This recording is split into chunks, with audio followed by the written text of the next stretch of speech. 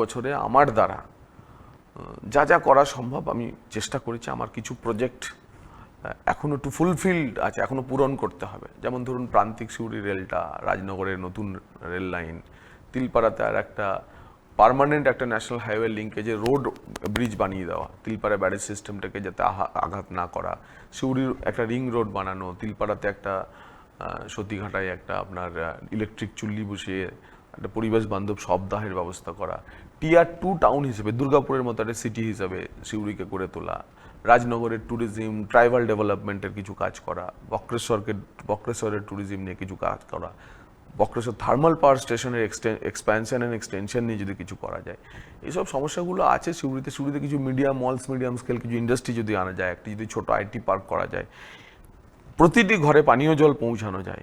বীরভূম জেলায় 800 কোটি টাকা প্রকল্প ব্যয় রাইট ব্যাংক মেন ক্যানাল ও লেফট ব্যাংক মেন ক্যানালের ওপর 4 লেন ব্রিজ সহ NH14 এর ময়ূরাক্ষী নদীর ওপর 4 লেন বিশিষ্ট ব্রিজ নির্মাণের কাজ হাতে নেওয়া হবে। সিউড়ি সুপার স্পেশালিটি হাসপাতালকে একটি সরকারি মেডিকেল কলেজ ও হাসপাতালে উন্নীত করা হবে। নমস্কার, আমি সঞ্জয় রয়েছি আপনাদের সঙ্গে। আপনারা দেখছেন STS মিডিয়া। গতকালই পশ্চিমবঙ্গে ছিল একটা গুরুত্বপূর্ণ দিন, কারণ প্রধানমন্ত্রী নিজে এসেছিলেন এবং আন্তর্জাতিক অর্থাৎ 12তম যে আন্তর্জাতিক যোগ দিবস ছিল তাতে তিনি অংশগ্রহণ করেছিলেন এবং কলকাতায় সেই অভূতপূর্ব ছবি, অর্থাৎ একদিকে যেমন গঙ্গার ঘাটে, তার আগের দিন ড্রোন শো এবং কাল আমরা দেখলাম বিশ্বব্যাপী যে আন্তর্জাতিক যোগ দিবস তার কলকাতার কর্মসূচি, প্রধানমন্ত্রী নিজে উপস্থিত থেকে কার্যত যোগগুরুর ভূমিকায় তাকে দেখা গেল। গোটা রাজ্যবাসী, গোটা পৃথিবীর মানুষ দেখেছেন। এটা গেল, এই তো কালকেই সবে শেষ হয়েছে। তার মধ্যে আজকে আবার যেটা সবথেকে বড় উল্লেখযোগ্য ঘটনা, সেটা হলো রাজ্য বাজেট, যেটা আজকে আমরা দেখলাম রাজ্য বিধানসভায় পেশ করলেন পশ্চিমবঙ্গের নতুন সরকারের অর্থমন্ত্রী ডক্টর স্বপন দাশগুপ্ত। এবং তিনি বাজেট যখন পড়ছিলেন সেই বাজেট আমরা অত্যন্ত মন দিয়ে শুনছিলাম। বেশ কিছু উল্লেখযোগ্য বিষয়, যেমন এবারে রাজ্য বাজেটে আমরা দেখেছি যে 20% সরকারি যে কর্মচারীদের জন্য মহার্ঘ ভাতা অর্থাৎ ডিএ সেটা বৃদ্ধি করা হয়েছে। ফলে 20% ডিএ এক নাগারে বৃদ্ধি লাস্ট 35 বছরে কোন সরকারের আমলে হয়েছে, এটা এখন এই মুহূর্তে সবথেকে আলোচ্য বিষয়। কারণ এক নাগারে আমরা এর আগে দেখেছি কখনো 4%, কখনো 2%, কখনো 3% মহার্ঘ ভাতা অর্থাৎ ডিএ বৃদ্ধি হতে। তার পরিবর্তে নতুন সরকার সবেমাত্র ক্ষমতা আসায় এবং আতুর এখনো কাটেনি কার্যত বলাই চলে, তারই মধ্যে অর্থাৎ রাজ্য সরকারি কর্মচারীদের জন্য 20% মহার্ঘ ভাতা 1 লক্ষটাই কিন্তু ঘোষণা করা হলো। সবই উল্লেখযোগ্য ব্যাপার। হচ্ছে সরকারি চাকুরিতে 1 লক্ষ নিয়োগ হবে, প্রায় 20,000 পুলিশ এবং 50,000 শিক্ষক, অর্থাৎ 1 লক্ষটায় প্রায় 1 লক্ষ কর্মসংস্থান অর্থাৎ 1 লক্ষ নিয়োগ প্রক্রিয়া হবে, সেটা কিন্তু জানিয়েছেন আজকে যে রাজ্য বাজেট পেশ করা হলো তাতে আমরা দেখতে পেলাম।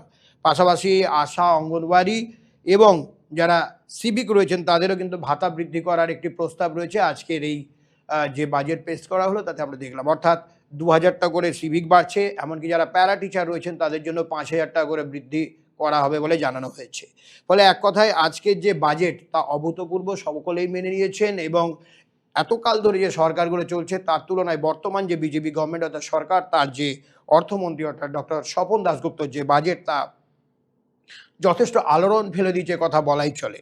অন্যদিকে যারা কলেজে পড়বেন অর্থাৎ কলেজ পড়ুয়া হলে ছাত্রীরা পাবেন 50,000 টাকা। এতদিন পর্যন্ত যেটা কন্যাশ্রীদের জন্য ছিল 25,000 টাকা, অর্থাৎ এককালীন যারা হবেন তারা কিন্তু তার পরিবর্তে কলেজে পড়লেই ছাত্রীরা পাবেন 50,000 টাকা। একটা বড় ঘোষণা অর্থমন্ত্রীর কথা বলাই চলে। এবং আরেকটা বিষয় আজকে জানিয়েছেন যে সরকারি বাসে মহিলারা যখন ভ্রমণ করবেন অর্থাৎ বিনামূল্যে যাতায়াতের ঘোষণা বিজেপির তরফ থেকে যে ম্যানিফেস্টো ঘোষণা করা হয়েছিল, অর্থাৎ ইস্তাহার, ইলেকশনে যে ইস্তাহার দেওয়া হয়েছিল তাতে বলা হয়েছিল সরকারি বাসে কিন্তু মহিলারা বিনা ভাড়াতে যাতায়াত করবেন। তার জন্য একটা সরকার সিদ্ধান্ত নিয়েছে যে একটা পিঙ্ক কার্ড চালু করা হবে এবং 550 কোটি টাকা কিন্তু এই খাতে খরচ করা হবে বলে কিন্তু আমরা জানতে পারছি এবং সেই ঘোষণা আজকে করা হয়েছে। ফলে সব মিলিয়ে যেগুলো দেখা গেল, এমনকি যারা পেনশন হোল্ডার তাদের জন্য এই যে বর্ধিত বাজেটে এবারে যে ধার্য করা হয়েছে তারাও কিন্তু পাবেন, সে ঘোষণা করা হয়। অর্থাৎ আজকের বাজেটের যে বড় ঘোষণাগুলো সেগুলো তো রয়েছেন। পাশাপাশি আরেকটা বিষয় এই মুহূর্তে আমরা জানতে পারছি যে দমদম এয়ারপোর্টের তার যে ভিড়, যে প্রত্যেক দিন দমদম এয়ারপোর্টের যে একের পর এক প্রচুর ফ্লাইট নামার কারণে তার ব্যস্ততম একটা এয়ারপোর্ট হয়ে যাচ্ছে। তার বিকল্প এয়ারপোর্ট হিসেবে কিন্তু কলকাতার কাছাকাছি আরেকটি এয়ারপোর্ট বানানোর প্রস্তাব কিন্তু দেওয়া হয়েছে আজকের এই বাজেটে। ফলে আজকের বাজেট ছিল অভূতপূর্ব এবং খুবই উল্লেখযোগ্য বাজেট। সবথেকে সরকারি কর্মচারীরা দীর্ঘদিন ধরে তারা বিভিন্ন সময় ইয়েতে ছিল যে তাদের ডিএ বাড়ানো হয় না, কোনো সরকার বারবার প্রতিশ্রুতি দেয়। পূর্বতন সরকার বারবারই যখন ডিএর কথা হয়েছে সুপ্রিম কোর্টে চলে যাওয়ার কারণে সেইগুলো পিছিয়েছে। ফলে সরকারি কর্মচারীরা দীর্ঘদিন ধরে ডিএর কিন্তু একটা প্রত্যাশা করছিলেন। আজ কিছুটা হলেও তার প্রত্যাশা পূরণ হয়েছে এবং এক লপ্তায় 20% ডিএ বর্ধিত করা হলো, যা অক্টোবর মাস থেকে কার্যকর হতে চলেছে। এটা গেল একটা দিক। কিন্তু একাধিক এর সঙ্গে মন্দিরকে আমরা যে সংযুক্ত বিষয়টা করে- আলোচনা করতে চাইছি এই মুহূর্তে, সেটা হচ্ছে আমাদের চ্যানেলে ঠিক আমরি ভোটের দেবী আগে জগন্নাথ মন্দির- চট্টোপাধ্যায় বিজেপি প্রার্থী সিউড়ি বিধানসভা কেন্দ্রের, তিনি এসে যে বিষয়গুলো বলেছিলেন, অর্থাৎ আমরা যখন তাকে প্রশ্ন করেছিলাম যে জেতার পরে আপনার পঞ্চবান কি, পঞ্চ যে বান অর্থাৎ সিউড়ির জন্য উন্নয়নের যে পঞ্চবান কি হবে সেগুলো যদি একটু রাখেন। তো জগন্নাথ চট্টোপাধ্যায় সিউড়িতে আমাদের S2S মিডিয়া স্টুডিওতে বসে যে বিষয়গুলো সেদিন ঘোষণা করেছিলেন যে তার জেতার পরে যে পঞ্চবানগুলো হবে, অর্থাৎ উন্নয়নের যে পঞ্চবান, সেই বিষয়গুলো একবার আমরা অবশ্যই পুরনো ভিডিওটা একবার চালিয়ে আপনাদের শোনাতে চাইব। কারণ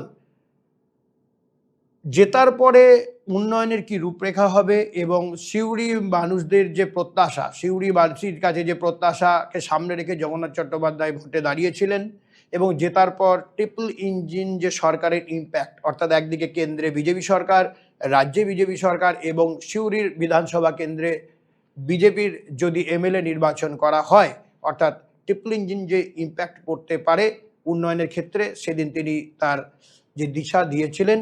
আসুন আমরা এখন প্রথমেই জগন্নাথ চট্টোপাধ্যায় সেদিন আমাদের স্টুডিওতে বসে, অর্থাৎ নির্বাচনের প্রাক্কালে তিনি যে বিষয়গুলো তিনি রেখেছিলেন সেগুলো একবার আমরা অবশ্যই শুনতে চাইবো এবং একবার শুনে নিন। আপনার সিউড়ি বিধানসভা এলাকায় যারা রয়েছেন, যারা আপনার ভোটার, তাদের উদ্দেশ্যে আপনি কি বলবেন?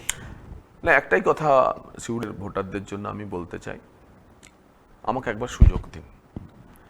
আমি 5 বছরে আমার দ্বারা যা যা করা সম্ভব আমি চেষ্টা করেছি। আমার কিছু প্রজেক্ট এখনো টু ফুলফিলড আছে, এখনো পূরণ করতে হবে। যেমন ধরুন প্রান্তিক সিউড়ি রেলটা, রাজনগরের নতুন রেল লাইন, তিলপাড়াতে আর একটা পার্মানেন্ট একটা ন্যাশনাল হাইওয়ে লিঙ্কেজে রোড ব্রিজ বানিয়ে দেওয়া, তিলপাড়া ব্যারেজ সিস্টেমটাকে যাতে আঘাত না করা, সিউড়ির একটা রিং রোড বানানো, তিলপাড়াতে একটা সতীঘাটায় একটা আপনার ইলেকট্রিক চুল্লি বসিয়ে একটা পরিবেশ বান্ধব সপ্তাহের ব্যবস্থা করা, টিয়ার 2 টাউন হিসেবে দুর্গাপুরের মতো একটা সিটি হিসেবে সিউড়িকে করে তোলা, রাজনগরের ট্যুরিজম ট্রাইবাল ডেভেলপমেন্টের কিছু কাজ করা, বক্রেশ্বরের ট্যুরিজম নিয়ে কিছু কাজ করা, বক্রেশ্বর থার্মাল পাওয়ার স্টেশনের এক্সপ্যানশন অ্যান্ড এক্সটেনশন নিয়ে যদি কিছু করা যায়।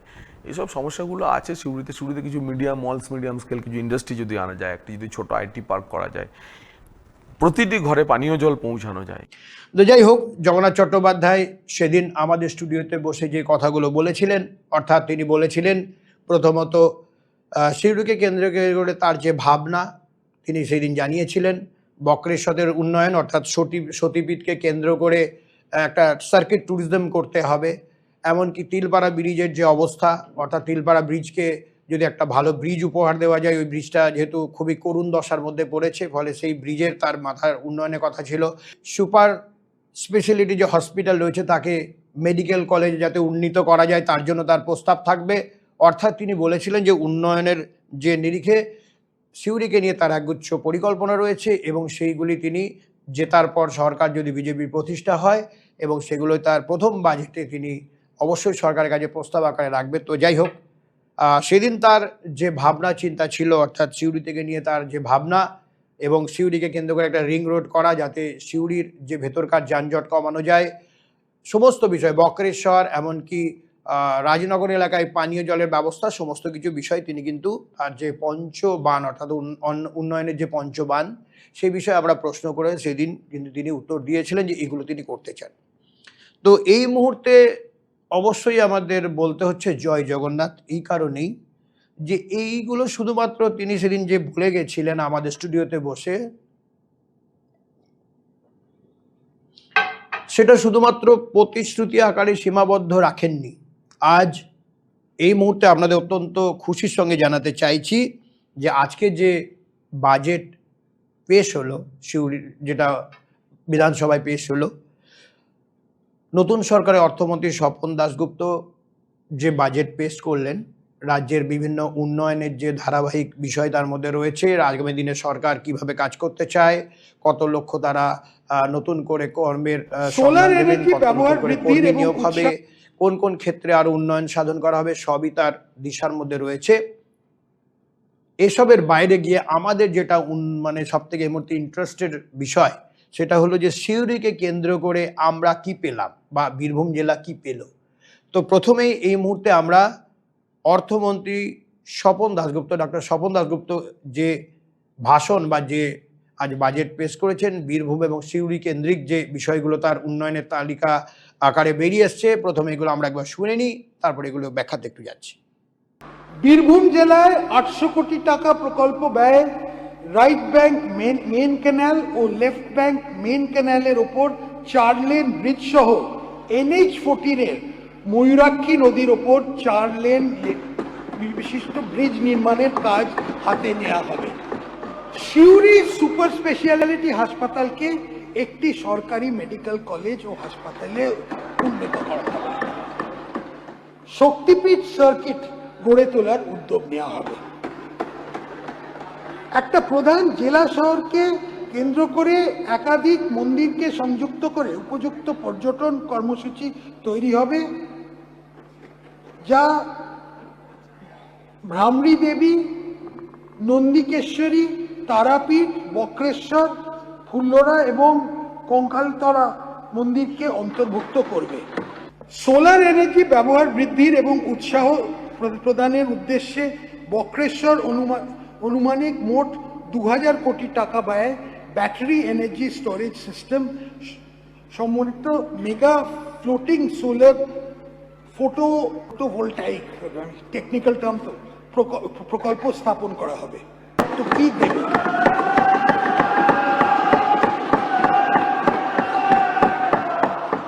তো যেটা প্রথমেই আমরা বলি, শুনলেন, আপনারাও শুনলেন, অর্থমন্ত্রী ডক্টর স্বপন দাশগুপ্ত তিনি জানাচ্ছেন সিউড়িকে কেন্দ্র করে, অর্থাৎ সিউড়ি যে তিলপাড়াতে ব্রিজটা রয়েছে, এই ব্রিজটা দীর্ঘদিন ধরে রয়েছে এবং করুণ দশা।